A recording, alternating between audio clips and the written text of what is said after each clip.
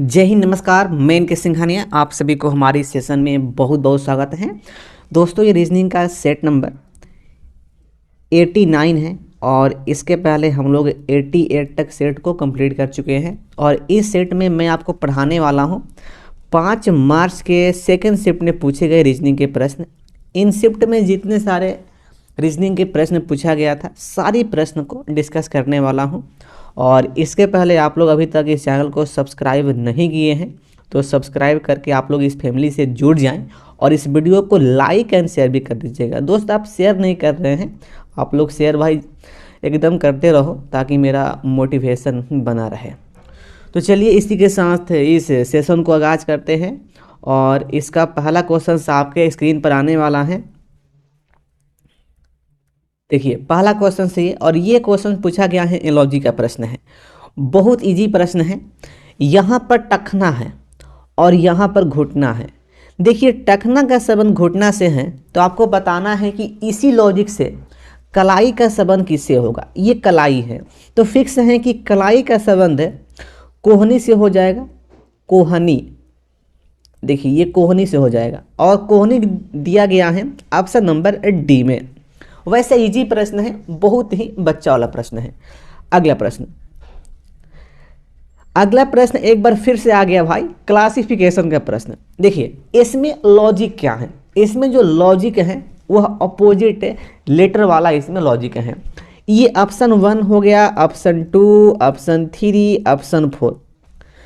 Option 1 में जे के opposite letter Q, ये तो सही है भाई। सी का अपोजिट लेटर एक्स, ये भी सही है भाई। के अपोजिट लेटर क्यू नहीं होता है, पी होता है, पी। तो इसलिए यहाँ पर यहाँ पे गलती है, इसलिए कंफर्म हो गया कि के क्यू यह असंगत यहाँ पर हो जाएगा। और एल का अपोजिट ओ होता है, ये भी सही है। तो फिक्स है कि इसका राइट उत्तर यहाँ पे हो जाएगा ऑप्शन 3। अगला प्रश्न पूछा गया है नॉन वर्बल के और यह प्रश्न मिसिंग नंबर का प्रश्न है नॉन वर्बल में। अब देखो, यहाँ पर आपको बताना है दिए गए विकल्पों में से उस आकृति का चयन करें जिसे रिक्त स्थान पर रखने से पैटर्न पूर्ण हो जाएगा। अब भाई इस फिगर में किस प्रकार का पैटर्न चल रहा है उससे आपको पता करना है, सबसे पहली बात। और उसके बाद यहाँ पर कौन सा फिगर आएगा ये भी आपको पता करना है। देखिए, यहाँ पर जो पैटर्न यहाँ पर होगा, हल्का सा प्रश्न को मैं कर दूं जूम। देखिए, ये प्रश्न हो गया। यहाँ पर पैटर्न देखिएगा एकदम, यहाँ पर ध्यान से देखिए। यहाँ पर इस फिगर में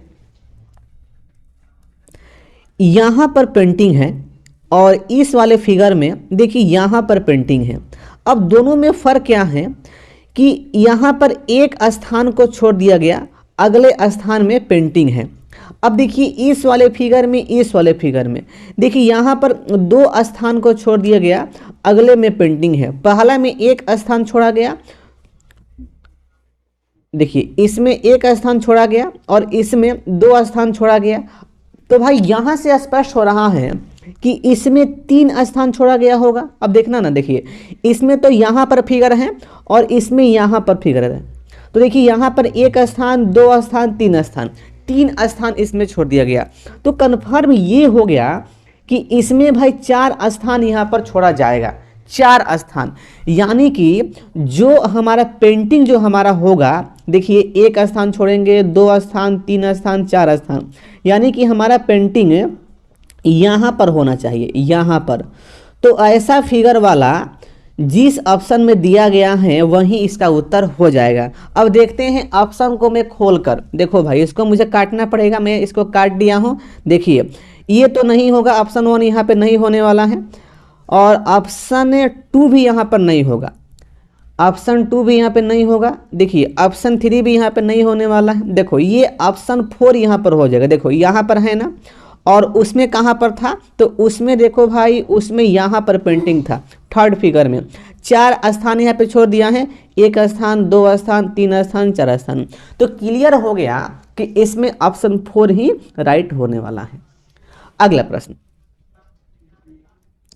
देखिए अगला प्रश्न पूछा गया है वेन डायग्राम का, और यहाँ पर बाज हैं और ये परभक्षी हैं और यहाँ पर ये पक्षी है। देखिए सबसे इम्पोर्टेंट पॉइंट है यहाँ पर है कि परभक्षी भाई कौन होता है। देखिए वैसे जीव जो किसी अन्य जीव को खाकर अपना पालन पोषण करते हैं, तो वैसे जीव को क्या बोलते हैं, परभक्षी कहा जाता है। अब देखते हैं ये तीनों के बीच किस प्रकार का वेन डायग्राम यहाँ पर बन सकता है। अब देखिए सबसे पहली बात यहाँ पर ये परभक्षी और ये पक्षी के बीच सौम का केस बनेगा, क्योंकि पक्षी भी परभक्षी होती हैं। जैसे एग्जाम्पल तौर पर मैं बात कर लूँ, बाज हो गया, गीद हो गया, तो ये पक्षी की कैटेगरी में आते हैं, लेकिन यह परभक्षी हैं। अब देखना इसमें तो सौम का केस बन गया, लेकिन जो बाज होता है भाई वह पक्षी भी होता है और वह परभक्षी भी होता है। इसलिए यहाँ पर ये कन्फर्म हुआ कि इसके बिचवा में, देखो ये बिचवा में बाज यहाँ पर आ जाएगा। तो इस प्रकार का ये वेन डायग्राम यहाँ पर बनने वाला है। और देखते हैं कि भाई ऐसा डायग्राम किस ऑप्शन में दिया गया है। ये मैं काट दिया, ऑप्शन 1 नहीं होगा, ऑप्शन 2 भी नहीं होगा, ऑप्शन 3 भी यहाँ पे नहीं होगा। और देखो ना ऑप्शन 4 में उसी प्रकार का डायग्राम यहाँ पर दिया गया है, तो ऑप्शन 4 राइट हो गया। अगला प्रश्न, अगला प्रश्न आ गया भाई डाइस का प्रश्न है। यहाँ पर एक ही डाइस के दो स्थिति यहाँ पर दिया गया है। ये स्थिति नंबर 1 है और ये स्थिति नंबर 2 है। इसमें बताना है आपको कि 5 के अपोजिट अंक क्या होगा, ये आपको बताना है। देखिए कुछ नहीं करना है, इसमें आप मल्टीपर्पस वाला मेथड आप इसमें यूज कर सकते हैं। और मल्टीपर्पस वाला मेथड क्या होता है कि किन्हीं दो स्थितियों में कोई एक सरफेस कॉमन हो जाए तो उसको पकड़कर मुट्ठी में एंटी क्लॉकवाइज या क्लॉकवाइज उसको घुमाइए, तो आप उस टाइप से अपोजिट सरफेस आप पता कर सकते हैं। अब देखना इसमें यहाँ पर जो कॉमन है, यहाँ पर 5 कॉमन है, यहाँ पर 5 कॉमन है। तो मैं घुमाता हूँ क्लॉकवाइज में, तो देखिए यहाँ पर ये इस प्रकार से और यहाँ पर ये इस प्रकार से, तो ये 5 1 और ये 2 हो गया। यहाँ पर 5 3 6 हो गया, तो 6 का उल्टा 2 हो गया और 1 का उल्टा 3 हो गया। अब बचा हुआ यहाँ पर 4 बचा है, तो 5 का उल्टा यहाँ पर 4 हो गया। तो फिक्स है कि 5 के अपोजिट जो अंक होगा वह 4 होगा। देखते हैं 4 ऑप्शन में दिया गया है कि नहीं दिया गया है। देखिए ऑप्शन नंबर ये 1 है और ये 2 है, 3 है और ये 4 है। देखिए 4 नंबर ऑप्शन में यहाँ पर 4 दिया गया है। वैसे ये इजी प्रश्न हो जाता है। अगला प्रश्न,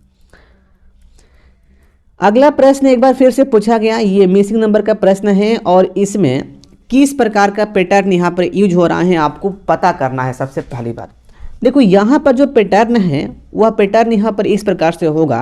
देखिए सबसे पहली बात, ये 10 और 38 को ऐड करने पर ये 48 आएगा। देखो ये 48 आ गया। अब ये 8 और 6 को भी गुना कर दिए तो ये भी 48 आ गया। हो गया बल्ले बल्ले। लेकिन अभी आपको भाई खुश नहीं होना है, अभी रुकना यहाँ पर, आना इस वाले में। देखिए इसमें 15 21 को ऐड किए तो ये 36 हो गया और इसमें 9 4 में गुना कर दिए तो ये भी 36 हो गया। अब आपको पूरा यहाँ पर खुश हो जाना है। यानी कि देखो इसका पैटर्न यहाँ पर सेम है, तो फिक्स है कि यही पैटर्न इसमें अप्लाई होने वाला है। अब यहाँ पर क्या होगा, तो ये 6 6 12 हो गया। तो भाई यहाँ पर भी हमें गुना करने के बाद 12 यहाँ पर आना चाहिए। जब यहाँ पर 4 है तो यहाँ पर 3 होगा, तभी ना 4 में 3 से गुना करेंगे तो 12 आएगा। कन्फर्म है, बल्ले बल्ले। तो देखो यहाँ पर ये 3 आ गया, यहाँ पर 3 इसका राइट उत्तर हो जाएगा। और देखिए 3 दिया गया है ऑप्शन 2 में। अगला प्रश्न, अगला प्रश्न पूछा गया है एनालॉजी का प्रश्न है और यहाँ पर गेंडा है और यहाँ पर सींग है। देखिए गेंडा का संबंध यहाँ पर सींग से है, तो इसी प्रकार का लॉजिक आपको देखना है कि किस ऑप्शन में दिए गए शब्दों के बीच हैं। अब ये आपके सामने ऑप्शन है, ये ऑप्शन 1 है, 2 है, 3 है और ये 4 है। देखिए ऑप्शन 1 में हाथी और गज दंत, तो देखो ये यहाँ पर सही हो जाएगा, क्योंकि उसी प्रकार का यहाँ पर लॉजिक दिया गया है। देखिए ऑप्शन 2 यहाँ पे नहीं होगा, गाय बछड़ा ये भी नहीं होगा। ऑप्शन 3 में कुत्ता भौंकना ये भी नहीं होगा। ऑप्शन 4 में गधा और रेकना ये भी नहीं होगा। तो स्पष्ट है कि हाथी और गजदंत ही यहाँ पर राइट उत्तर इसका होने वाला है। अगला प्रश्न देखिए, अगला प्रश्न पूछा गया है, डायरेक्शन का प्रश्न है। वैसे इजी प्रश्न है ये, इसमें कुछ नहीं करना होता है। देखिएगा यहाँ पर ये करण है, उत्तर की ओर 100 कदम चलता है। मैं मान लिया कि यहाँ पर ये करण है, यहाँ पर इस पॉइंट पर, और ये क्या किया बंदा कि ऊपर की ओर चला 100 कदम। भाई चल गया, चलो क्या दिक्कत है, चल गया। फिर बाएं मुड़कर 30 कदम चलता है। बाएं मतलब एंटी क्लॉकवाइज, यानी कि इधर मुड़ा और ये 30 कदम चल गया। उसके बाद वह 40 कदम दाएं चलता है, यानी कि ऊपर क्लॉकवाइज में ये 40 कदम चल गया। फिर वह दाएं मुड़कर 40 कदम चलता है, यानी कि देखो फिर यहाँ से ये दाएं मुड़ा, देखो यहाँ से यहाँ तक तो 30 हुआ और फिर यहाँ पर ये 10 हो गया, यानी कि ये टोटल ये 40 हो गया। अब ये यहाँ पर बंदा आ गया है। वहाँ से पुनः दाएं मुड़कर 140 कदम चलता है। अब देखना भाई, कॉमन सेंस की बात यहाँ पर हो गया। यहाँ से यहाँ तो ये 40 हो गया और यहाँ से यहाँ 100, यानी कि 140 हो गया। स्पष्ट है कि यह इसी बिंदु पर आएगा। ये एकदम सेम तल में हो गया। अब ये यहाँ पर आकर बैठ गया है। अब देखते हैं यहाँ पे प्रश्न में क्या पूछा गया है कि अब करण अपने प्रारंभिक बिंदु से कितनी दूर और किस दिशा में है। इसका यह प्रारंभिक बिंदु है और ये बंदा यहाँ पर आकर मौज कर रहा है। तो स्पष्ट है कि जो इसका डायरेक्शन होगा वे तो ईस्ट होगा। और डिस्टेंस कितना होगा, देखो यहाँ से यहाँ तक तो भाई 30 है, तो ये बचा 10 ही ना होगा जी। जब ये 10 होगा तो ये भी 10 होगा, यानी कि 10 कदम पूर्व की ओर। स्पष्ट। और देखिए यह दिया गया है ऑप्शन नंबर यहाँ पर 3 में, 10 कदम है पूर्व की ओर, राइट यहाँ पे हो जाएगा। अगला प्रश्न, अगला प्रश्न देखिए यहाँ पर पूछा गया है, कोडिंग का प्रश्न है। वैसे ये इजी प्रश्न है, इसमें कुछ नहीं करना है, बच्चा वाला प्रश्न है। बहुत बच्चे ऐसे प्रश्न को सॉल्व किए होंगे। यहाँ पर ये बिहार है। देखिए बी में 1 कम किया ए हो गया, आई में 2 कम किया जी हो गया, एच में 3 कम किया ई हो गया, ए में 4 कम किया डब्ल्यू हो गया। एक स्थान यहाँ पर यूज किया है 27 और आर में 5 कम किया, यहाँ पर एम हो गया। मतलब हर एक लेटर में एक बढ़ाकर यहाँ पे कम किया गया है। अब देखना उसी प्रकार से ये गुजरात में भी यहाँ पर किया गया है। तो आपको सीधे बताना है कि कश्मीर का कोड क्या होगा। तो भाई यहाँ पे कर लो, देखो एक के है, 1 कम करेंगे तो भाई जे होगा, ए में 2 कम करेंगे वाई होगा, एस में 3 कम करेंगे तो पी हो जाएगा, और एच में 4 कम करेंगे तो डी हो जाएगा, और एम में 5 कम करेंगे तो यहाँ पर आपका एच हो जाएगा, और फिर आई में 6 कम करना पड़ेगा तो सी होगा, और आर में 7 कम करेंगे तो यहाँ पर के हो जाएगा। तो भाई क्या यहाँ पर आ गया, J Y P D H C के। और देखिए यह दिया गया है कि इसमें ये ऑप्शन 1 हो गया। देखिए ऑप्शन 1 में जे वाई पी डी, देखिए ये तो नहीं होगा। ऑप्शन 2 यहाँ पर J Y P D H C के, तो ऑप्शन 2 यहाँ पर राइट उत्तर इसका होने वाला है। अगला प्रश्न देखिए, अगला प्रश्न यहाँ पर पूछा गया है, वही ये प्रश्न अल्फ़ाबेट सीरीज का प्रश्न है। देखिए इसमें क्या करना है कि आपको उस विकल्प का चयन करना है जो रिक्त स्थान को पूर्ति कर दे। अब भाई इसमें कौन सा लॉजिक यहाँ पे अप्लाई किया गया है ये पहले आपको पता करना है। देखिए यहाँ पर बी सी ए है, तो देखो यहाँ पर ये बी को सी किया गया, यहाँ पर +1 हो गया, एकदम ध्यान से भाई, और सी को ए किया गया, यहाँ पर -2 हो गया। उसके बाद नेक्स्ट आना डब्ल्यू भी, यहाँ पर -1 हुआ है, और भी एक्स यहाँ पर +2 हुआ है।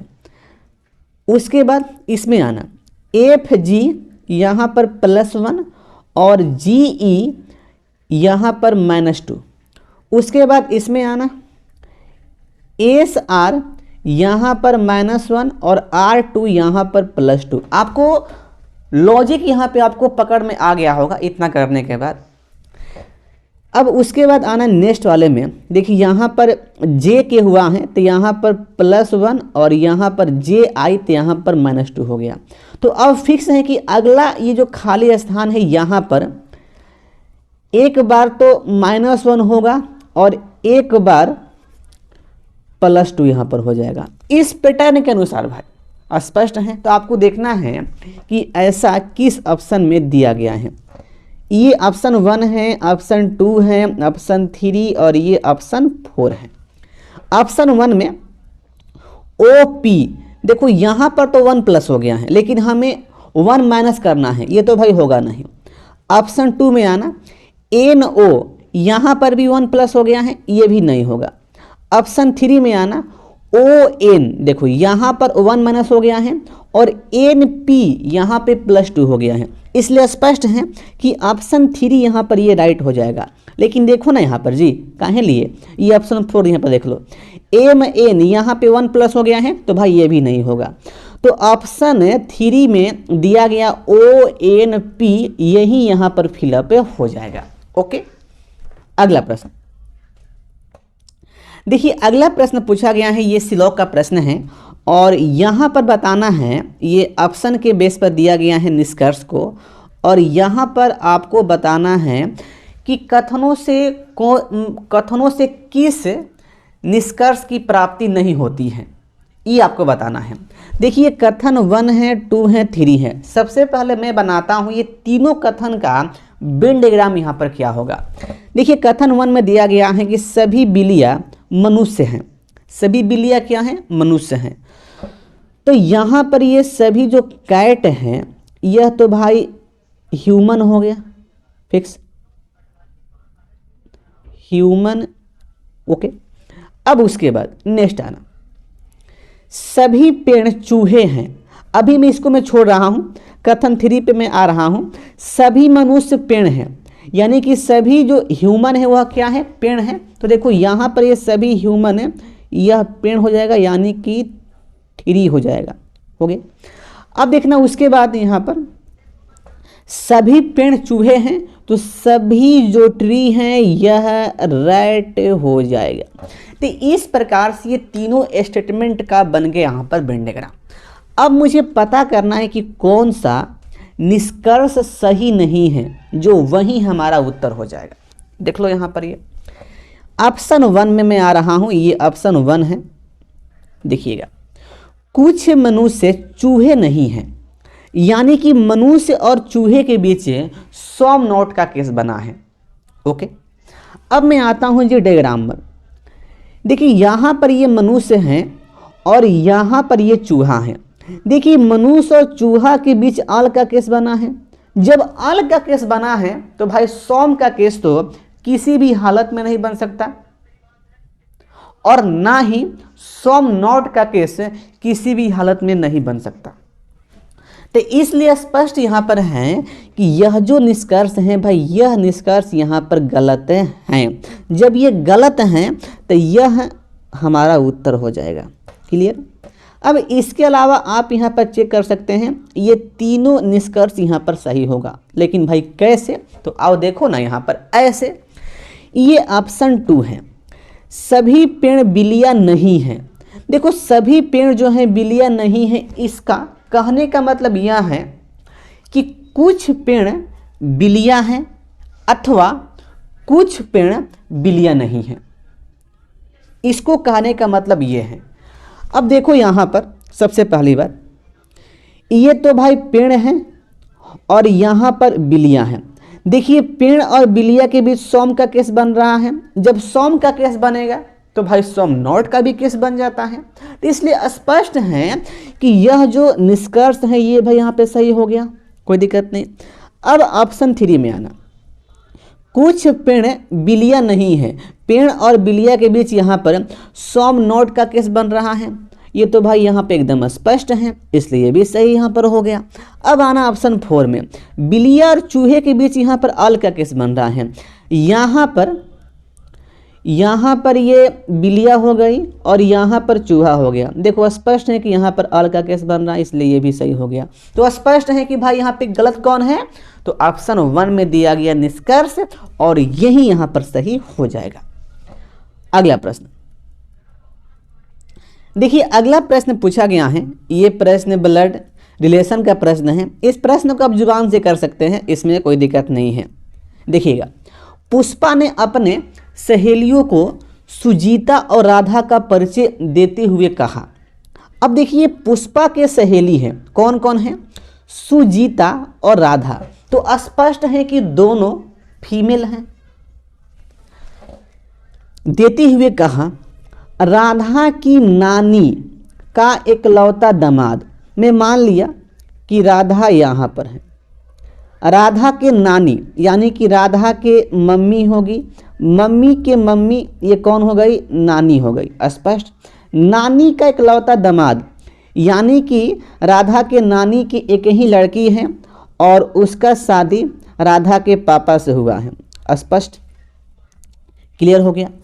अब देखना उसके बाद यहाँ पर ये इकलौता जो दामाद हैं, ये जो है दामाद हैं, ये सुजीता का पिता हैं। अब देखो भाई, यहाँ से स्पष्ट हो गया कि ये राधा और ये सुजीता आपस में क्या हैं, भाई बहन हैं या बहने बहने हैं या भाई भाई हैं, ये अभी स्पष्ट नहीं हुआ। इसलिए यहाँ पर मैं कर दिया सुजीता, और ये कौन है, तो भाई ये पिताजी हैं। लेकिन देखने पीछे यहाँ पर लाइन में साफ साफ कहा गया था कि सुजीता और राधा क्या है, सहेलियां हैं, अर्थात ये दोनों फीमेल हैं। और जब ये दोनों जब फीमेल हो गई तो इसलिए स्पष्ट हो गया कि ये दोनों क्या हैं, बहनें हैं। ओके, अब देखना यहाँ पे प्रश्न क्या पूछा गया है। प्रश्न पूछा गया कि सुजीता का राधा से क्या संबंध है, यानी कि जो राधा मैडम है वह है सुजीता को क्या कहेगी, भाई क्या कहेगी, बहन कहेगी। स्पष्ट, बहन कहेगी। देखिए बहन दिया गया है ऑप्शन 3 में। अगला प्रश्न, अगला प्रश्न देखिए पूछा गया है, ये पजल का प्रश्न है। वैसे ये पजल इजी है, लेकिन ये लैंग्वेज पर आपको अच्छी प्रकार से यहाँ पे फोकस करना पड़ेगा, तभी आप यहाँ पे सही कर पाएंगे। देखिएगा, 5 लोग हैं, ए बी सी डी और ई का एक समूह है। क्लियर, उनमें से एक शिक्षक हैं, एक चिकित्सक हैं, एक वकील हैं, एक इंजीनियर हैं और एक लेखक हैं। मैं मान लिया कि ये 5 लोग हैं, A B C D. Clear हो गया भाई, ई भी है ना, यहाँ पर ई भी हो गया, ये 5 लोग हो गए। अब देखना यहाँ से इसका लाइन स्टार्ट हुआ है। लाइन दिया गया है, शिक्षक कामा ए और बी कोल्ड ड्रिंक पसंद करते हैं। देखिए यहाँ से स्पष्ट ये हो गया कि जो ए और बी हैं वो अब तो भाई शिक्षक नहीं हैं, उनका कुछ और पेशा है। लेकिन ये दोनों के साथ साथ कोई भी जो शिक्षक हैं वह भी कोल्ड ड्रिंक पसंद करता है। मैं यहाँ पे लिख लेता हूँ कि ए जो है यह कोल्ड ड्रिंक पसंद करता है और बी भी कोल्ड ड्रिंक पसंद करता है, और इनमें से कोई एक शिक्षक होगा जो कोल्ड ड्रिंक भी पसंद करता है। ए टीचर नहीं है, यहाँ से स्पष्ट हो गया, बी भी टीचर नहीं है। ओके, अब भाई टीचर कौन होगा ये भी कहना फिक्स नहीं है, आगे आना। वकील और डी कॉफ़ी पसंद करते हैं। डी जो है यह कॉफ़ी पसंद करते हैं। अब भाई वकील इसमें से कौन है ये भी स्पष्ट नहीं है। अब आना आगे, शिक्षक सी का भाई है। अब देखो यहाँ से एक लाइन यहाँ पे स्पष्ट हो जाएगा, जो शिक्षक हैं वह सी का भाई है। देखो सी तो यहाँ पर है, अब देखना सी का भाई कौन हो सकता है जो शिक्षक बन जाए। ए तो नहीं होगा, बी भी नहीं होगा, और देखो डी भी नहीं होगा, क्योंकि डी कॉफ़ी को पसंद करता है, लेकिन जो बंदा शिक्षक है वह कोल्ड ड्रिंक को पसंद करता है। इसलिए स्पष्ट यहाँ पर हो गया कि ई ही यहाँ पर टीचर हैं जो सी का भाई बन जाएगा और जो कोल्ड ड्रिंक पसंद करता है। क्लियर हो गया। अब देखो हमारा इतना करने के बाद हमारा उत्तर भी यहाँ पर मिल गया। आगे आपको कुछ नहीं करना है, इन 5 लोगों में से शिक्षक कौन है ये हमें बताना है। तो स्पष्ट है कि ये बंदा ई शिक्षक हैं। ओके, और देखिए ई दिया गया है ऑप्शन 3 में। आपसे मैं हमेशा कहता हूं कि जब भी पजल का प्रश्न आए तो आप देखिए कि आपका उत्तर कब मिल रहा है। यदि आपको उत्तर मिल गया तो भाई आपको आगे सॉल्व नहीं करना, आपको महान नहीं बनना है। बस महान बनने का अपने दिल में जो झलक है उसको भाई साफ एंड कर दो। बस सोचो अपने माइंड में कि कैसे प्रश्न को कम से कम टाइम में हल करें। जो प्रश्न को कम से कम टाइम में हल करेगा भाई वही महान है, जो प्रश्न को हल करे वे महान नहीं है। आगे आना देखिएगा, अगला प्रश्न पूछा गया है, ये नॉन वर्बल का प्रश्न है क्लासिफिकेशन का, और यहाँ पर 4 फिगर दिया गया है, बताना है कि कौन सा फिगर यहाँ पर असंगत है। देखिए ये नॉन वर्बल में क्लासिफिकेशन वाले प्रश्न में लॉजिक पहचानने का 2 परफेक्ट हैं, 2 ही लॉजिक से मैक्सिमम क्वेश्चन बन जाता है, मैं देखा हूँ। अब देखिएगा पहला यहाँ पर लॉजिक क्या होता है, स्ट्रेट लाइन का। स्ट्रेट लाइन आपको देखना है कि किस वाले फिगर में है और किस वाले फिगर में नहीं है। एक तो ये लॉजिक होता है, एक अगला यहाँ पर लॉजिक होता है ऑड इवन का। ऑड इवन का ये दोनों लॉजिक से मैक्सिमम यानी कि 90% क्वेश्चंस मैं देखा हूँ क्लासिफिकेशन का नॉन वर्बल वाला प्रश्न बन जाता है। लेकिन देखना इस वाले प्रश्न में स्ट्रेट लाइन वाला लॉजिक यहाँ पर काम नहीं करेगा भाई, क्योंकि यहाँ पर देखो फिगर 1 में तो स्ट्रेट लाइन है, फिगर 2 में भी है, फिगर 3 में भी है, फिगर 4 में भी है, इसलिए स्पष्ट है कि भाई ये काम नहीं करेगा। तो अपना अगला है ना जी, कौन है, ऑड इवन वाला। देखते हैं इससे भाई, देखो एन दिया है फिगर 1 में, तो एन का जो स्थान होता है 14 होता है, आर 18 हो गया, फिगर 3 में डी 4 हो गया, और फिगर 4 में के 11 हो गया। तो देखो यहाँ पर ऑड इवन वाला लॉजिक यहाँ पर अप्लाई हो गया। ये even number even number even number ये ऑड हो गया, इसलिए यहाँ पर असंगत कौन फिगर हो गया, फिगर नंबर 4। और देखिए फिगर नंबर 4 दिया गया है ऑप्शन नंबर 1 में। तो इस प्रकार से भाई मैं आपको सेशन में आपको मैं दे रहा हूँ कि आप ऐसे ही आप यहाँ पर करिएगा। अगला प्रश्न देखो, अगला प्रश्न पूछा गया है, ये फिगर के बेस पर है। वैसे देखो ऐसा प्रश्न बहुत इजी होता है जी, कुछ नहीं करना होता है ऐसे प्रश्न में, बस ये फ्री का नंबर ये प्रश्न देता है, समझ जाना। देखिएगा हल्का सा आप पेशेंस के साथ है लैंग्वेज को आप यहाँ पर पढ़िएगा। नीचे दी गई आकृति 4 आकृति ए बी सी और डी का संयोजन है। ओके, अब देखना आकृति जो ए है पिज़्ज़ा को पसंद करने वाले लोगों को निरूपित करती है। मैं यहाँ पे लिख देता हूँ कि ये जो फिगर ए है यह पिज़्ज़ा को पसंद करते हैं, पिज़्ज़ा को, जबकि आकृति बी बर्गर को। अब ये आकृति यहाँ पर बी हो गया, ये बर्गर को पसंद करते हैं, बर्गर हो गया। आकृति सी और डी क्रमशः नूडल और पकौड़े। यहाँ से स्पष्ट ये हुआ कि जो सी आकृति है ये वाला यह नूडल को, और आकृति डी यह पकौड़े। देखो यहाँ पर डी आकृति वाला है, यह पकौड़े। स्पष्ट हो गया, इतना मैं यहाँ पे लिख दिया हूँ। अब आपका प्रश्न यहाँ पे भाई बन गया।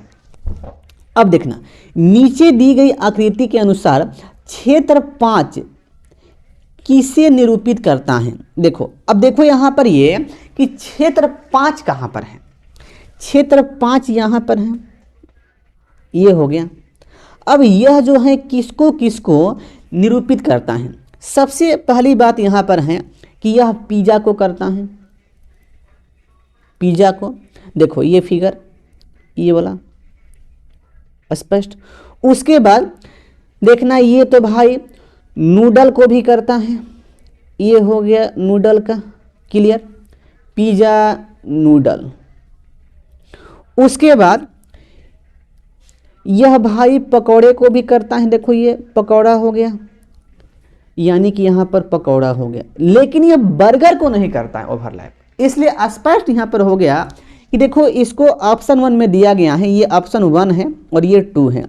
ऑप्शन 1 यहाँ पर राइट होगा। अब भाई क्यों, क्योंकि देखो इसमें दिया गया है पिज़्ज़ा नूडल और पकौड़े पसंद करने वाले लोग हैं क्षेत्र 5 में। स्पष्ट हो गया।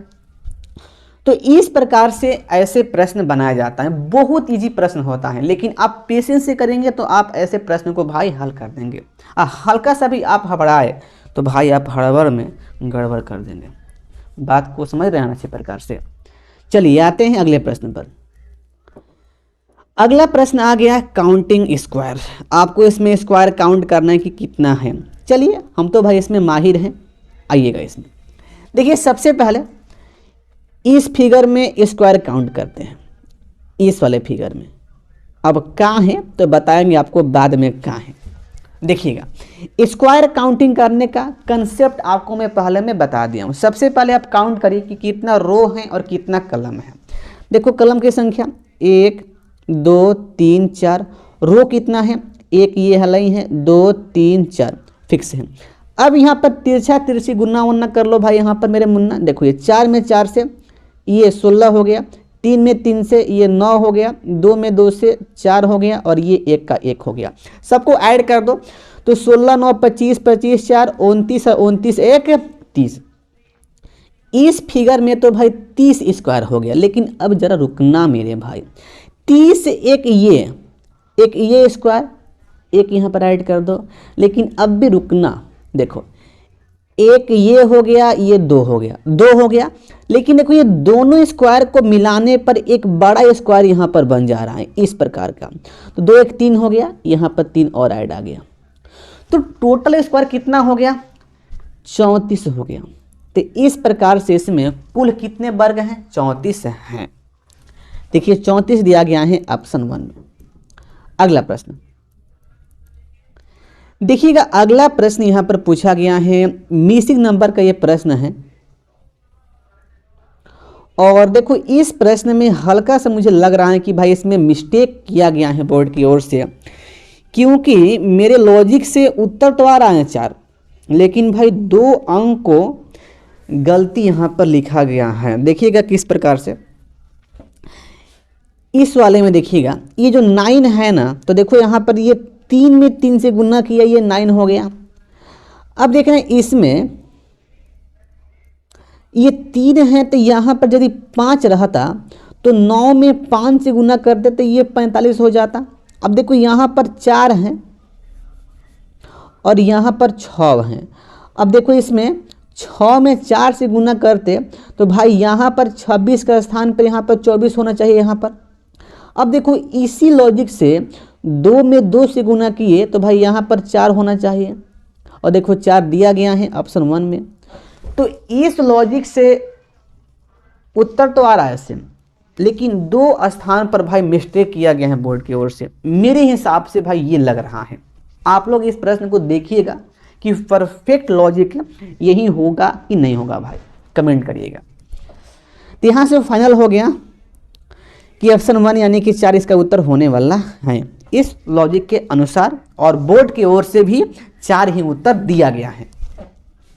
अगला प्रश्न देखिए, अगला प्रश्न ये है, और भाई इस प्रश्न का लॉजिक मुझे पता नहीं हो पा रहा है। मैं बहुत प्रयास किया माइंड में, भाई इसका लॉजिक नहीं आ पा रहा है। इसको देखिएगा इसका परफेक्ट यहाँ पर लॉजिक क्या होने वाला है। मैं इस प्रश्न को मैं छोड़ रहा हूँ और आप लोग कमेंट भी करिएगा कि परफेक्ट लॉजिक इसका क्या होने वाला है। देखिएगा, और इसका उत्तर यहाँ पे हो जाएगा ये ऑप्शन 2 यानी कि यहाँ पर H है। अगला प्रश्न आपके स्क्रीन पर ये रहा, देखिए, और यह प्रश्न पूछा गया है ब्लड रिलेशन का प्रश्न है। और ये फातिमा और अब्दुल सहोदर हैं। सहोदर हैं इसका मतलब ये हुआ कि बहन भाई हैं। और देखो फातिमा के पिता अजीज अपने माता पिता के इकलौते पुत्र हैं। तो यहाँ से स्पष्ट ये हुआ कि यहाँ पर ये मैं मान लिया कि ये फातिमा है, और फातिमा के जो पिता कौन है, अजीज हैं, अजीज हो गए। और जो अजीज हैं यह अपने माता पिता के इकलौते पुत्र हैं। क्लियर। उसके बाद आना, अंसारी अब्दुल का दादा हैं, यानी कि फातिमा और ये जो अब्दुल हैं ये तो भाई एक कैटेगरी में आएगा, बहन भाई हो गया। सहोदर हैं तो ये बहन और ये भाई हो गए, यानी कि ये मेल हो गया। और अब्दुल का दादा कौन हो गए, अंसारी यहाँ पर हो गए, अंसारी हो गए। क्लियर। सारा अंसारी की पुत्र वधू हैं, यानी कि जो सारा है अजीज के क्या हैं, पत्नी है। यहाँ पर सारा हो गई, ये पत्नी हो गई, और ये यहाँ पर ये पतिदेव हो गए। क्लियर। अब देखना यहाँ पर अब प्रश्न क्या पूछा गया कि सारा का अजीज से क्या संबंध है। यहाँ पर सारा है, यहाँ पर अजीज है, तो भाई जो अजीज हैं सारा को क्या कहेगा, तो भाई ये पत्नी कहेगा। स्पष्ट है। देखिए पत्नी दिया गया है ऑप्शन 3 में। अगला प्रश्न देखिए, अगला प्रश्न पूछा गया है, ये कथन एंड निष्कर्ष का प्रश्न है। हल्का सा प्रश्न को मैं सेट कर दूं, देखिएगा यहाँ पर कथन में दिया गया है, बस इसको आपको अच्छी प्रकार से पढ़ना है और आपको देखना है कि कौन सा निष्कर्ष कथन के अकॉर्डिंग दिया गया है, तो वही यहाँ पर सही हो जाएगा। कथन नंबर 1, मेरे बुटीक में बेचे जाने वाले सभी कपड़े उच्च मानक के होते हैं। कथन 1 में कहा गया कि मेरे बुटीक में बेचे जाने वाले सभी कपड़े उच्च मानक के होते हैं। कथन 2 देखना, मेरे बुटीक में कारा और कुकी के अलावा किसी अन्य ब्रांड के कपड़े नहीं बेचे जाते हैं। स्पष्ट।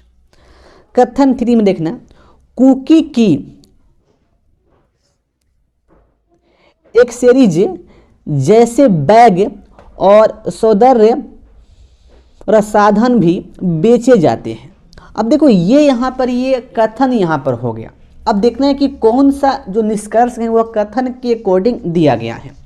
निष्कर्ष नंबर यहाँ पे 1 आना, ये निष्कर्ष नंबर यहाँ पे 1 हो गया। मेरे बुटीक में कपड़े और एक्सेसरीज बेचे जाते हैं। देखिए ये स्पष्ट है, साफ साफ कहा गया था कथन में कि जो बुटीक में है, बुटीक में कपड़े और एक्सेसरीज बेचे जाते हैं, इसलिए स्पष्ट है कि यह जो निष्कर्ष है यहाँ पर सही है। ओके। उसके बाद नेक्स्ट, कारा और कुकी ब्रांड के कपड़े उच्च मानक के होते हैं। देखिए यहाँ पर साफ साफ कहा गया है कि बुटीक में कारा और कुकी के अलावा कोई अन्य ब्रांड के कपड़े नहीं बेचे जाते हैं, यानी कि 2 ही ब्रांड हैं, एक तो कारा है, एक कुकी है, और इस ब्रांड के जो कपड़े होते हैं वह उच्च मानक के होते हैं, इसलिए स्पष्ट है कि यह भी निष्कर्ष भाई यहाँ पे सही हो जाएगा। निष्कर्ष नंबर 3 देखना, मेरे बुटीक में बेचे जाने वाले कुछ एक्सेसरीज कुकी की होते हैं। देखिए साफ साफ यहाँ पर कहा गया है कि कुकी की एक्सेसरीज जैसे बैग और सौंदर्य प्रसाधन भी बेचे जाते हैं, यानी कि देखिए यहाँ पर सोम का केस यहाँ पर बन गया है, इसलिए स्पष्ट है कि ये भी यहाँ पर जो निष्कर्ष ये है ये भी यहाँ पर सही हो जाएगा। इसलिए यहाँ पर ये तीनों निष्कर्ष यहाँ पर सही हैं। निष्कर्ष नंबर 1 है, 2 और यहाँ पर 3rd। देखते हैं ऑप्शन यहाँ पर किस प्रकार से दिया गया है। देखिएगा ये आपका ऑप्शन 1 हो गया, ऑप्शन 1 यहाँ पर नहीं होगा, ऑप्शन 2 यहाँ पर सही है। देखिए सभी निष्कर्ष 1, 2 और 3rd पालन करते हैं। ऑप्शन 3 नहीं होगा, ऑप्शन 4 भी नहीं होने वाला है। अगला प्रश्न देखिए, अगला प्रश्न पूछा गया है, ये प्रश्न अल्फाबेट का प्रश्न है और यहाँ पर आपको बताना है कि यदि अंग्रेजी वर्णमाला को उल्टे क्रम में लिखा गया हो तो आर के दाईं ओर 10वां अक्षर इनमें से कौन सा होगा। देखिए इस प्रश्न को आप कॉमन सेंस से भी आप यहाँ पे कर सकते हैं, उल्टे क्रम में, यानी कि जेड से ए की ओर। ओके। अब भाई जेड से ए की ओर जो आर होता है वह तो आर 18 पे आता है, हो गया। अब देखिए आर के दाएं यानी कि इस ओर 10वां स्थान। अब देखो भाई 18 में 10 कम करेंगे तो भाई 8 आएगा, 8 पर क्या पड़ता है, एच पड़ता है, तो एच यहाँ पर राइट उत्तर हो जाएगा। तो इस प्रकार से भी आप यहाँ पर हल कर सकते हैं या आप इसको लिख भी सकते हैं, कोई दिक्कत नहीं है। अगला प्रश्न देखिएगा, अगला प्रश्न पूछा गया है, ये मिसिंग नंबर का प्रश्न है। यहाँ पे बताना है कि कौन सा पैटर्न यहाँ पर यूज हो रहा है। देखिए यहाँ पर जो पैटर्न है वह इस प्रकार से यहाँ पर यूजफुल है, इसको आप यहाँ पर ऐड करिए, ये 8 6 14, 14 4 18 हो गया। उसी प्रकार से इसको आप ऐड करिए, 8 4 12, 6 18 हो गया। तो यहाँ से स्पष्ट है कि भाई इसको भी ऐड करने पे 18 आना चाहिए और इसको भी ऐड करने पे 18 आना चाहिए। अब ये 6 6 12 हो गया, हमें इसमें 18 चाहिए, तो स्पष्ट है कि यहाँ पर 6 फिलअप करेंगे तो ये 18 हो जाएगा। और देखो ना यहाँ पर भी 8 4 12 हो गया, और 12 में जब यहाँ पे 6 ऐड करेंगे तो यहाँ पे 18 हो जाएगा। तो स्पष्ट है कि व्हाट के स्थान पे भाई 6 ही फिलअप यहाँ पर होने वाला है। देखते हैं ऑप्शन आपके सामने ये रहा। देखिए यहाँ पर ये 6 दिया गया है ऑप्शन 4 में। अगला प्रश्न देखिए, अगला प्रश्न पूछा गया है, प्रश्न एंड तर्क का प्रश्न है, और इसमें बताना है कि कौन सा जो तर्क है, जो आर्गुमेंट है वह सही है। देखिए ये प्रश्न में कहा गया कि क्या परीक्षा में नकल करने वाले छात्रों को दंडित किया जाना चाहिए। प्रश्न में साफ साफ कहा गया है कि क्या परीक्षा में नकल करने वाले छात्रों को दंडित किया जाना चाहिए।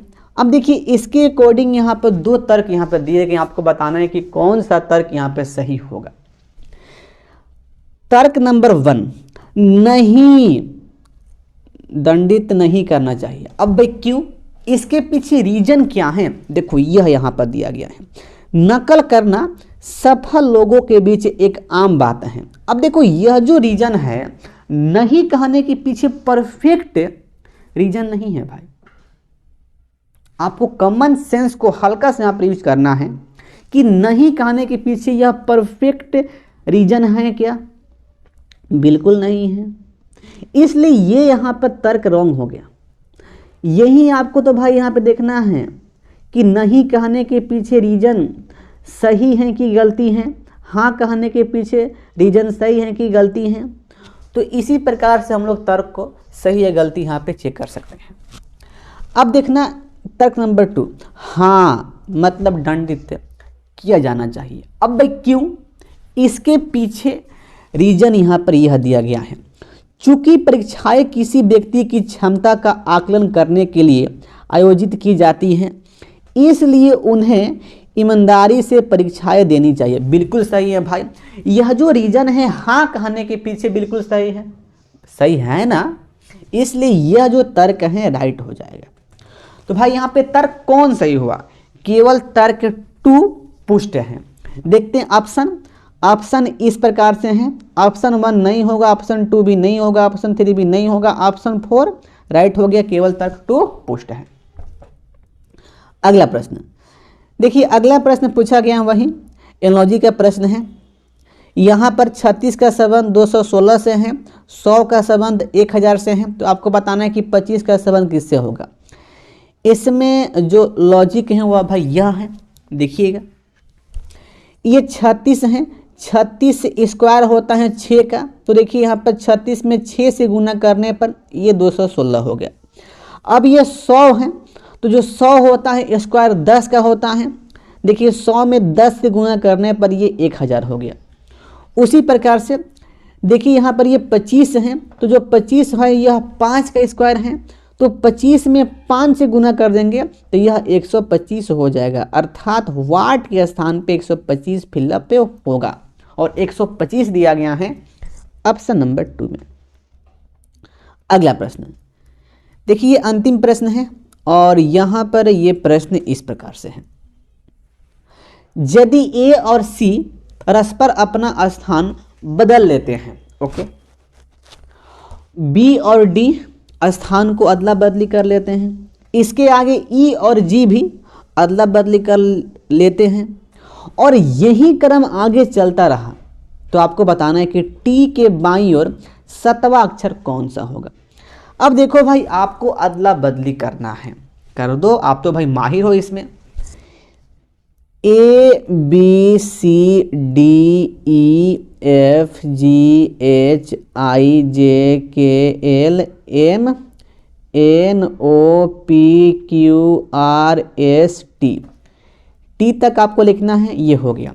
अब करो अदला बदली, कर दे, ए के स्थान पे सी आएगा, सी के स्थान पर ए आएगा, बी के स्थान पे डी आएगा, डी के स्थान पे बी आएगा, ई के स्थान पे भाई क्या आएगा बोलो, ई के स्थान पर जी आएगा, जी के स्थान पर ई आएगा, एफ के स्थान पर एच आएगा, और एच के स्थान पे एफ आएगा, आई के स्थान पर के आएगा और के के स्थान पर आई आएगा, जे के स्थान पर एल और एल के स्थान पर जे।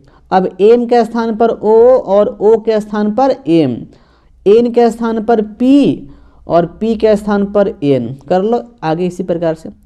क्यू के स्थान पर एस आएगा और एस के स्थान पर क्यू और आर के स्थान पर टी और टी के स्थान पर आर। तो इस प्रकार से ये हमारा हो गया। अब देखना इसमें प्रश्न क्या पूछा गया है कि टी के बाईं और सातवां अक्षर कौन होगा। देखो टी यहाँ पर है, टी के बाईं मतलब इधर सातवां अक्षर, पहला दूसरा तीसरा चौथा पांचवा छठवां सातवां। सातवां पे क्या आ रहा है, आई आ रहा है। तो स्पष्ट है कि इस प्रश्न का जो उत्तर होने वाला है आई हो जाएगा। देखिए आई दिया गया है ऑप्शन नंबर 4 में। तो इस प्रकार से हम लोग इस सेट के सारे प्रश्न को डिस्कस कर लिए हैं। आपको किसी भी प्रश्न में डाउट हो या सस्पेंस हो या किसी प्रश्न से आपको लगता है कि ज़िंदगी सुनसान हो गया हो तो भाई आप हमसे पूछ सकते हैं। तो जय हिंद, वंदे मातरम। फिर मिलते हैं अगले सेट में।